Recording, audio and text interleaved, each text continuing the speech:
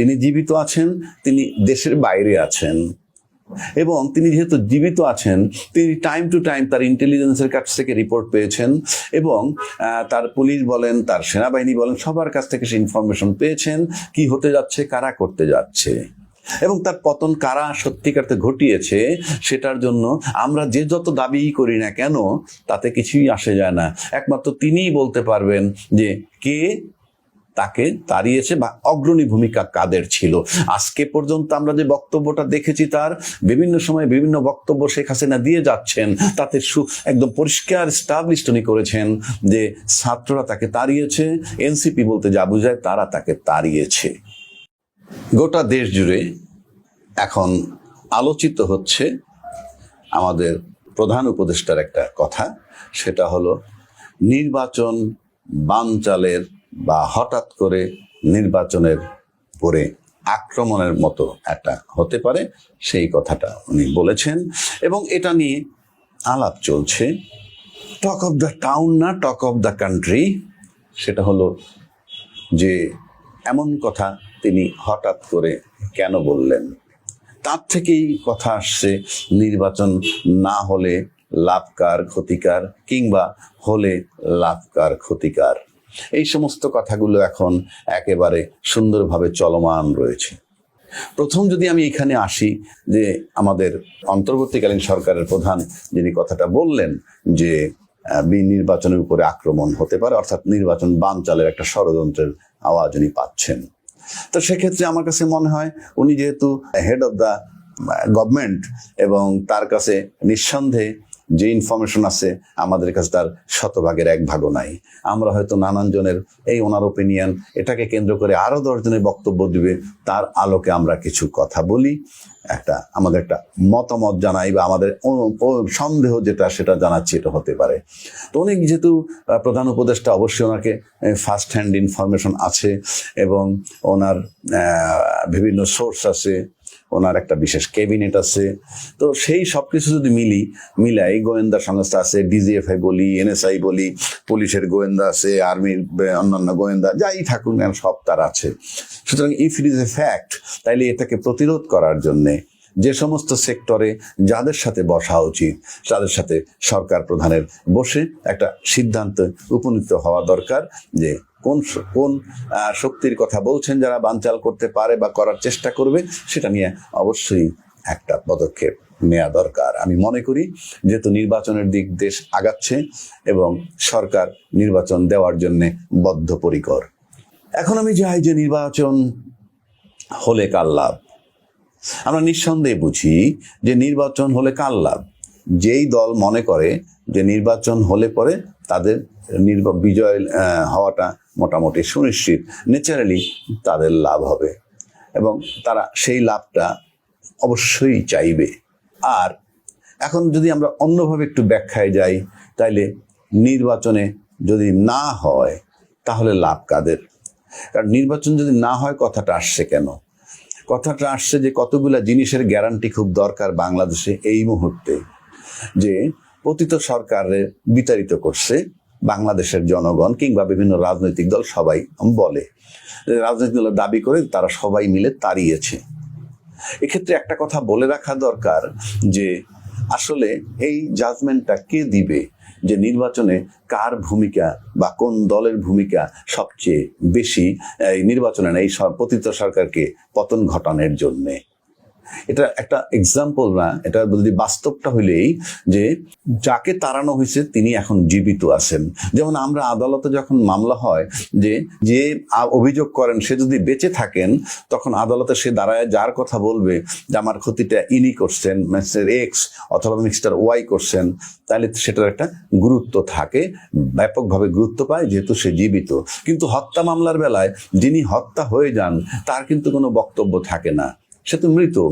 তাকে কে হত্যা করেছে সে তার তো বলার আর সুযোগ নাই, দেখে থাকলেও, কারণ সে তো মৃত। তখন ওই আশপাশের সাক্ষ্য প্রমাণ নানান দিক থেকে বিবেচনায় নিতে হয়। কিন্তু বাংলাদেশ এটা এই পতিত সরকারের ক্ষেত্রে কে পতন ঘটাইলো, এখানে একটা ব্যতিক্রম ঘটনা আছে। সেই ব্যতিক্রমটা হলো এই, যাকে সরানো হয়েছে সরকার থেকে তিনি কিন্তু জীবিত আছেন, তিনি দেশের বাইরে আছেন। এবং তিনি যেহেতু জীবিত আছেন, তিনি টাইম টু টাইম তার ইন্টেলিজেন্সের কাছ থেকে রিপোর্ট পেয়েছেন এবং তার পুলিশ বলেন, তার সেনাবাহিনী বলেন, সবার কাছ থেকে সে ইনফরমেশন পেয়েছেন কি হতে যাচ্ছে, কারা করতে যাচ্ছে এবং তার পতন কারা সত্যিকারতে ঘটিয়েছে সেটার জন্য আমরা যে যত দাবি করি না কেন তাতে কিছুই আসে যায় না। একমাত্র তিনিই বলতে পারবেন যে কে তাকে তাড়িয়েছে বা অগ্রণী ভূমিকা কাদের ছিল। আজকে পর্যন্ত আমরা যে বক্তব্যটা দেখেছি, তার বিভিন্ন সময় বিভিন্ন বক্তব্য শেখ হাসিনা দিয়ে যাচ্ছেন, তাতে একদম পরিষ্কার স্টাবলিশড উনি করেছেন যে ছাত্ররা তাকে তাড়িয়েছে, এনসিপি বলতে যা বোঝায় তারা তাকে তাড়িয়েছে। এখন পর্যন্ত যেটা বোঝা যায়, কারণ অন্য কোনো দলকে সে এখন পর্যন্ত এইভাবে এমন কোনো বক্তব্য রাখেননি যে তাকে পতিত সরকারে পতন ঘটানোর ক্ষেত্রে আর কোনো রাজনৈতিক দলের নাম তিনি তেমনভাবে বলেননি। সুতরাং এবং দেখা যাচ্ছে যে শেখ হাসিনা বা আওয়ামী লীগের সাথে সবচেয়ে বেশি শত্রুতা এখন চলমানও রয়েছে এনসিপির সাথে, এবং এই এনসিপির সাথে আওয়ামী লীগের বিরোধ। এখন এনসিপির সাথে আর যার যার বিরোধ আমাদের দেখা যাবে, দৃশ্যমান যদি হয় যে এনসিপির সাথে যাদের যাদের বিরোধ, তারা বেয়াদব, তারা চাঁদাবাজি করে, তারা লুটতরাজ করে, সেটা একটা আসপেক্ট। কিন্তু যদি তাদের সাথে বিরোধিতা যারা করবে, সুতরাং যদি আমরা দেখি তাহলে ধরে নেওয়া যায় যে আওয়ামী লীগের পক্ষে তারা কাজ করছে, 1 নম্বর। 2 নম্বর হচ্ছে এই যে এনসিপির যাদের কথা বললাম, যদি নির্বাচনটা হয়ে যায়, নির্বাচন হয়ে গেলে এরা ক্ষতিগ্রস্ত হবে এবং এদের ঝুঁকি আছে, তারা বিচারের মুখোমুখি হতে পারে। কারণ আমরা বাংলাদেশের ট্রেন্ড দেখে আসতেছি, কারণ 1 জুলাই সনদ নিয়ে তালবাহানা লম্বা সময় হয়েছে। সবাই যখন দাবি করে যে আমরা জুলাই চেতনার পক্ষের, তাহলে জুলাই সনদের আইনি ভিত্তি নিয়ে এত গড়িমসির মানেই হচ্ছে জুলাই বিপ্লবের সৈনিক বা হিসাবে যারা বিপদগ্রস্ত হবে। হ্যাঁ, তাই যারা বিপদগ্রস্ত হবে তারাই টেনশনে আছে। যদি যারা যারা স্বাক্ষর করছে, সব দলই স্বাক্ষর করে যারাই করছে, তারা যদি মনে করত যে এটার আইনি ভিত্তি না দিলে পরে বিপদগ্রস্ত হবে, তাহলে তারা আইনি ভিত্তি দেওয়ার জন্য চিৎকার করতে এবং পলকে হয়ে যেত। যেহেতু এটা হচ্ছে না, আইনি ভিত্তি নিয়ে এত জটিলতা, সেটাকে কেন্দ্র করে গণভোট পর্যন্ত আসছে, তার মানে হচ্ছে এই যে নির্বাচন যদি হয়ে যায় তাহলে বিপদগ্রস্ত হবে সেই ছাত্রগুলো সবচেয়ে বেশি, এবং তারা ডেফিনেটলি চাইবে না নির্বাচন হোক। আমি দোষ আর গুণ বলছি না, কারণ একটা নির্বাচন যদি কোনো একটা গোষ্ঠীর যারা পতিত সরকারকে তাড়িয়েছে, এই ফ্যাসিবাদ, তারা যদি বিপদগ্রস্ত হয়ে যায়, এটা তাদের দুশ্চিন্তার কারণ থাকবেই। সুতরাং নির্বাচন হলে পরে তারা ক্ষতিগ্রস্ত হয়, তারা না হওয়াটাই চাইবে। আবার জামাত নিয়ে কথা আছে কি, যে তারা নাকি সব জায়গায় প্রভাব বিস্তার করতেছে, এবং আমরা কিন্তু দেখেছি যে হ্যাঁ, মাঠে বাইরে বের হলে দেখা যায় যে জামাতের একটা প্রভাব আছে সর্বত্র, সেটা বোঝা যায়, এটা বোঝা যায়। এবং সেক্ষেত্রে জামাত যদি ভাবে যে দলীয় নির্বাচনের মাধ্যমে যখন দলীয় একটা সরকার হয়ে যাবে, তখন তাদের এই প্রভাব থাকবে না।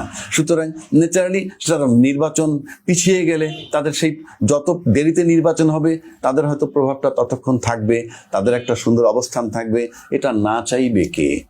সুতরাং নির্বাচন হয়ে গেলে এই দিক থেকেও যদি আমরা বিবেচনায় নেই, তাহলে তারাও হবে। তবে যেই গণভোটের দাবি তারা করতেছে, জুলাইয়ের আইনি ভিত্তিটা আমি ব্যক্তিগতভাবে অবশ্যই চাইবো, এবং আমি চাই জুলাইয়ের আইনি ভিত্তি দরকার, আর গণভোট সেক্ষেত্রে আগে দরকার। কাজেই এই দাবিটা খুবই যৌক্তিক। 3 নম্বর হলো, পতিত সরকার যারা চলে গেছে, নির্বাচন যদি না হয়ে যায় তাহলে যারা ক্ষমতায় গেল তো গেল, তাদের জন্য দুশ্চিন্তার কারণ আছে, কারণ নির্বাচিত সরকার মিনিমাম 5 বছরের ম্যান্ডেট নিয়ে আসে। সেক্ষেত্রে তারা কিন্তু এই মুহূর্তে তাদের নির্বাহী কার্যক্রম বিচার পর্যন্ত নিষেধ রয়েছে, এবং যদি একটা নির্বাচিত সরকার চলে আসে ফর 5 ইয়ার্স, তাহলে তারা হয়তো একেবারে নিশ্চিত থাকবে যে 5 বছরে তাদের অবস্থান গড়ে ওঠানো কঠিন হতে পারে, কিংবা 5 বছর অপেক্ষা করতে হবে। কেননা এই দেশের পতিত সরকার যারা কর্ণধার সব বহির্বিশ্বে থেকে এখানে গুছিয়ে ফেলবে, খুব কঠিন কাজ। কাজেই অনির্বাচিত সরকার যদি থাকে আর একটা, তাতে যদি প্রফেসর ইউনূস সাহেব নাও থাকতে পারেন, অন্য কেউ আসেন, তারা যদি 1-2 বছরও থাকেন, সেটাও তাদের জন্য প্লাস পয়েন্ট। কারণ নির্বাচিত সরকার আসলে পতিত সরকার 5 বছর পিছিয়ে পড়বে বলেই হিসাব। সুতরাং নির্বাচন যদি হয়ে যায় তাহলে এনসিপির ঝুঁকি আছে, আওয়ামী লীগ 5 বছরের জন্য বাইরে থাকতে হবে, পাশাপাশি জামাত তার প্রভাব যেটা আমরা ফিল করি বা আমরা দেখি সেটাও তার বিনষ্ট হবে।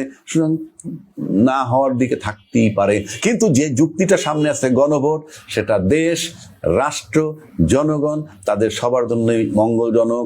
এই কারণে যে একটা বিরাট বিপর্যয়, বিপ্লব ঘটে গেছে বাংলাদেশে, সেটাকে একটা সুন্দর কাঠামোর মধ্যে সাজিয়ে নিয়ে আসা। আজকে নির্বাচন যদি এইভাবে হয়ে যায়, এই অবস্থায় হয়ে যায়, আমরা জাস্ট যে পতিত সরকার যে 5ই আগস্ট চলে গেছিল যে কারণে, ঠিক সেই জায়গাটায় আমরা আবার বসে যাব, কোনো সন্দেহ নাই। নাম্বার 1। নাম্বার 2 হচ্ছে যে আজকে যদি নির্বাচন হলে পরে যে সরকারটা ক্ষমতায় আসবে, আমরা জানি না কোন দল আসবে। আমরা জামাতের আলোচনা করলাম, এনসিপির আলোচনা করলাম, বিএনপির কথা বললাম, সবই বললাম। আমরা কে আলোচনায় মানে কে নির্বাচিত হবে, কোন দল ক্ষমতায় যাবে, স্বাভাবিক নিয়মে বলতে পারাটা উচিত নয়, আমরাও বলতে পারি না, বাট অনুমান করতে পারি। কিন্তু প্রশ্ন হচ্ছে রাজনীতি যেভাবে এগুচ্ছে আর যে সংস্কারের দিকে হাত দিয়েছিল ঐক্যমত্য কমিশন, তারা যদি সেগুলা করে নির্বাচন না করতে পারে, আর যদি নির্বাচন হয়ে যায়, কথার কথা বলছি, তাহলে বিষয়টা এমন হতে পারে যে বাংলাদেশের মানুষ হয়তোবা তখন যদি নির্বাচন হয়ে যায়, আমি বারবার বলছি নির্বাচন হয়ে যায়, তাহলে যে পরিস্থিতিটা হতে পারে বলে আমরা অনুমান করছি। কারণ এখন পর্যন্ত গণভোটের দাবি রয়ে গেছে, পিআর পদ্ধতির দাবি রয়ে গেছে, বিচার সংস্কার আগে সেই দাবি রয়ে গেছে, শাপলা ফুলের দাবি রয়ে গেছে, লেভেল প্লেইং ফিল্ডের দাবি রয়ে গেছে, বহু কিছু রয়ে গেছে। এইগুলা থাকা অবস্থায় যদি নির্বাচন করে, মাঠে প্রশাসন নাই, আর প্রশাসন যদি নির্বিকার বসে থাকে খারাপ পরিস্থিতির মধ্যে নির্বাচন দেওয়ার পরেও, তাহলে নির্বাচন নিয়ে যে জায়গাটায় বাংলাদেশ যাবে, তাহলে এবং তারা যদি 2-4-6 মাস কন্টিনিউ করে, দেশবাসী সত্যি সত্যি বলে ফেলে কিনা আগেই ভালো ছিলাম, সেই প্রশ্ন ঘুরপাক খাচ্ছে ব্যক্তিগতভাবে আমার মাথায়।